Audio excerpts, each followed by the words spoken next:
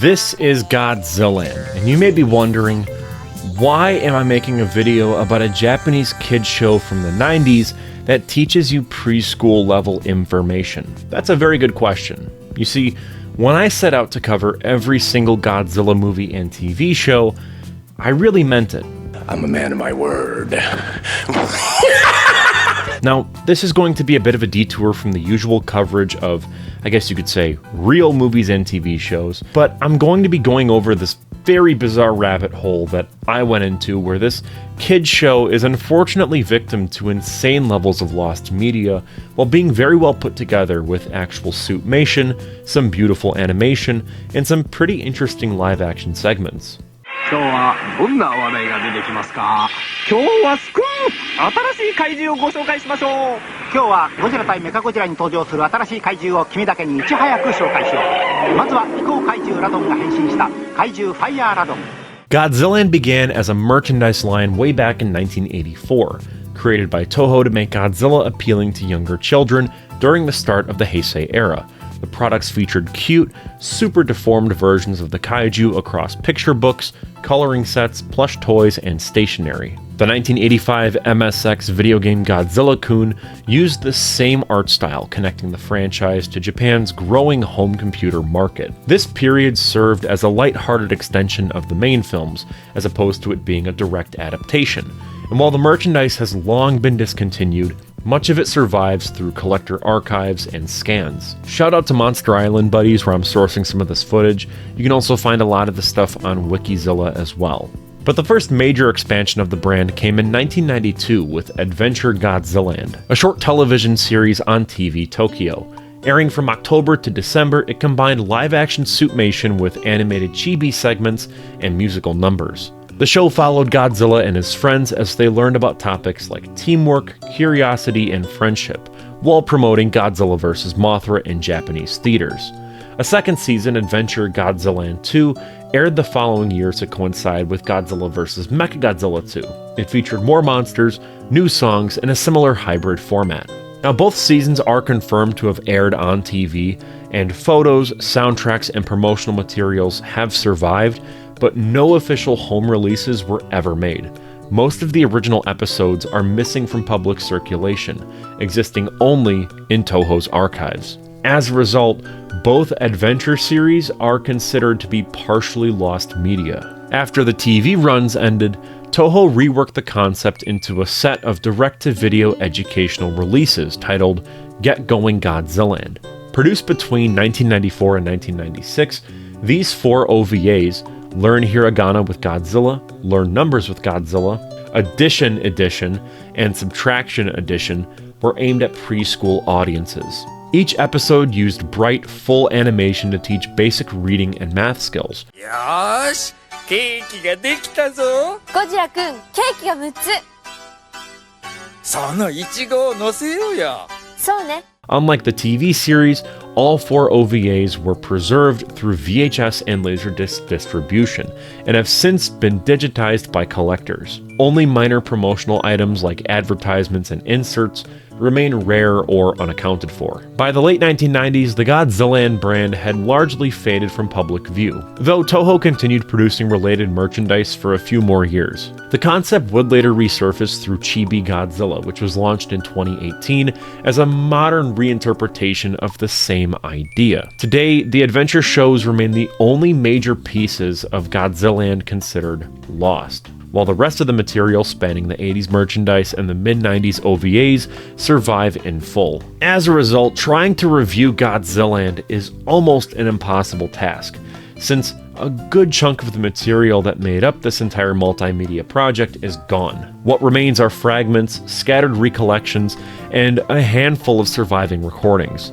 When so much of the series has been lost, it's really hard to approach it critically in any traditional sense. I mean, you can't review something that technically doesn't exist anymore. At that point, you're reviewing secondhand memories filtered through someone else's nostalgia and reinterpretation. That wouldn't be fair to the creators or the work itself. So rather than pretending to reconstruct the unseeable, I'm narrowing the focus to just Get Going Godzilland, which is the one version that still exists in a relatively complete form, and can actually be watched here on YouTube. こうすればいいのよ。みかんが5つ。ここから4つ取ると、残りは1つ。 Despite its simplicity, Get Going Godzilland I think deserves a fair look. It's an undeniably cute show, but dismissing it at face value misses the entire purpose behind it. I promise to go through this, no matter how obscure, ridiculous, or unpolished, and that means this one gets the same attention as the rest. Thankfully, subtitled versions are available online because without them, I wouldn't have the faintest clue as to what's happening half the time.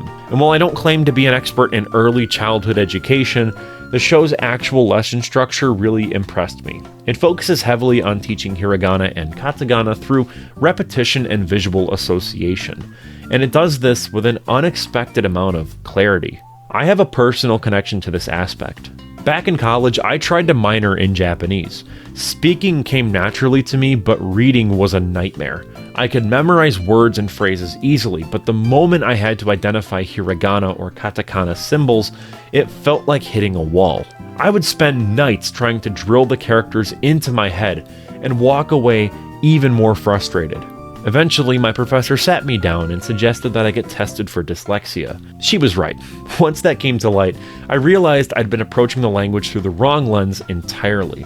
I dropped the class soon after, since it wasn't worth juggling that struggle alongside my heavier coursework. Oddly enough, Get Going Godzilland is a fantastic way of learning hiragana and katakana. The show's presentation of symbols and words through objects like pairing a turtle or a squid with specific symbols made it click for me in a way that textbooks never really could. It did something designed for children and turned it into a tool that worked for me as an adult learner. It actually got me to pick up Japanese again, and because of this literal show for babies, I'm relearning a language that I spent a year trying and failing to learn. Now, from what I can tell, the show also incorporated math lessons and general problem-solving segments in a very similar style, creating a broad educational foundation. Everything is presented through cheerful songs, colorful visuals, and repetition that's very easy to follow. ゴジリンちゃん、あなたのみかんが1つだと残りはいくつ？残りは4つ。 Again, I'm not an expert in early childhood education, but I'd put this in the same league as Sesame Street or something. It's designed first and foremost to teach, but it's done with enough charm and consistency that it becomes effective beyond its intended age range. What stands out the most about Get Going Godzilland is how naturally it uses the Godzilla brand for children's entertainment. There's something really charming about the idea of a preschool series centered around Godzilla teaching math. If this had aired when I was 3 or 4, back when I was obsessed with dinosaurs and Godzilla, I would have been glued to the screen. But honestly, the show unintentionally highlights a major gap in Toho's understanding of how to market Godzilla internationally. Every time I watch something like Godzilland, I'm reminded of how little effort Toho puts into expanding the brand for children outside of Japan. Something this accessible could have easily been reworked into an English language educational show for American kids. One that taught basic reading, counting, or even environmental lessons through the Godzilla mythos. There's a clear precedent for that kind of adaptation. Shows like Sesame Street or Blue's Clues built entire generations of literacy around colorful mascots. Godzilla could have done the same if Toho had thought beyond its domestic market. Instead, their idea of kid-friendly Godzilla in the West was limited to whatever American distributors made after the fact. When you look at Godzilla's kid-oriented content in the US, it's surprisingly thin. Godzilla's Revenge exists, but that movie came out over 50 years ago. Godzilla the series from the late 90s did a decent job at filling that gap, but even that was a byproduct of the American '98 film rather than Toho's direct involvement. And it's not exactly airing on TV right now. The modern MonsterVerse technically captures younger audiences, but that feels more incidental than deliberate. Kids show up to those movies because they like monsters, not because those films are completely made for them. If you've ever been to G-Fest, you can see it firsthand.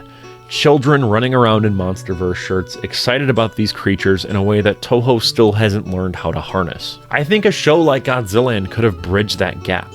It could have been the gateway for kids to discover Godzilla's long history while also learning something along the way. Instead, it remains a relic of Japan's domestic market.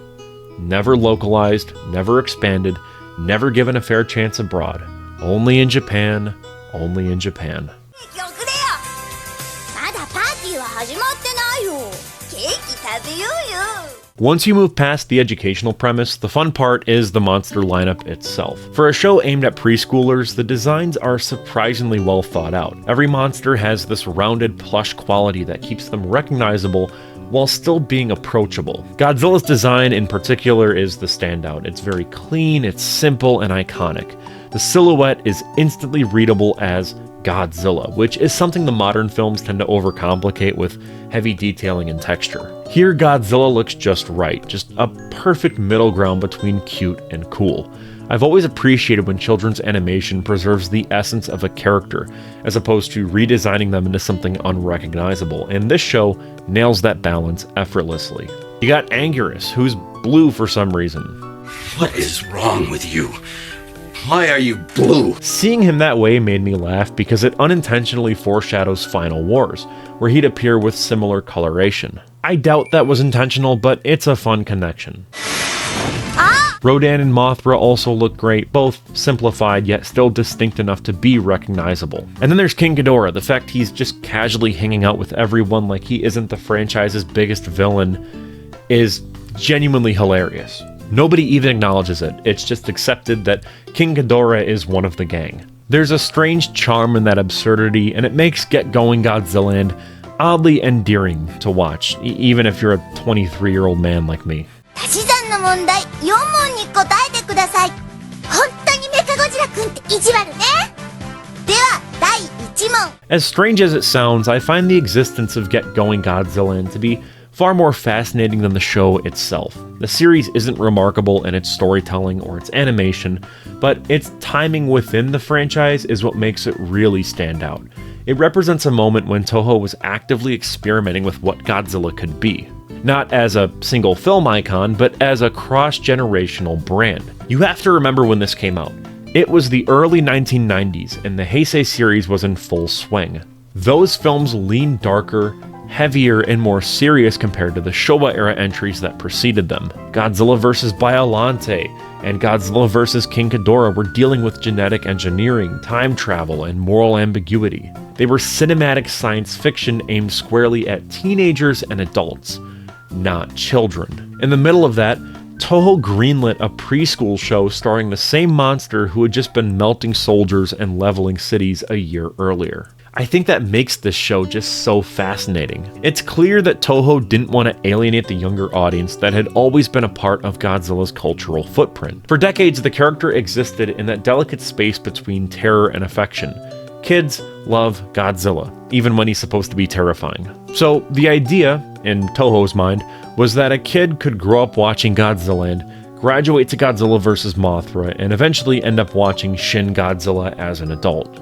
I think that kind of life cycle marketing is really smart, and it's part of the reason as to why the character is so relevant for 70 plus years. Looking at it now, I can't help but respect the intent behind Godzilland. It might be obscure and borderline absurd, but it played a real role in preserving Godzilla's cultural heartbeat. While most studios would have abandoned a children's market in favor of darker, more mature storyline, especially in the 90s, Toho doubled down and found a way to serve both. They literally had their cake and they ate it too. They managed to create something that spoke to fans who were growing up without letting go of those who were just discovering the character for the first time. That's an achievement that I think is worth acknowledging. So, Godzilland may just be a footnote in the grand timeline of Godzilla history, but it's a meaningful one. It's a reminder that even the strangest corners of a franchise can carry genuine purpose.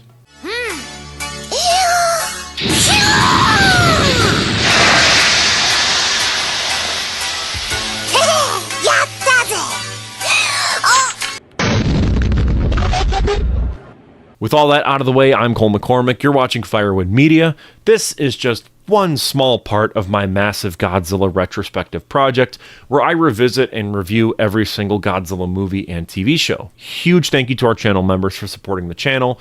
Your names are listed right up here on screen. For just $1.99 a month, you can get early access to all my videos, as well as exclusive members-only content, and even seeing your name featured in the credits of our original films and videos, just like this. It's an easy way to help keep these retrospectives and short films going, but whether you join or not, I appreciate you watching. Thank you so much for watching, and I will see you in the next one. Peace out.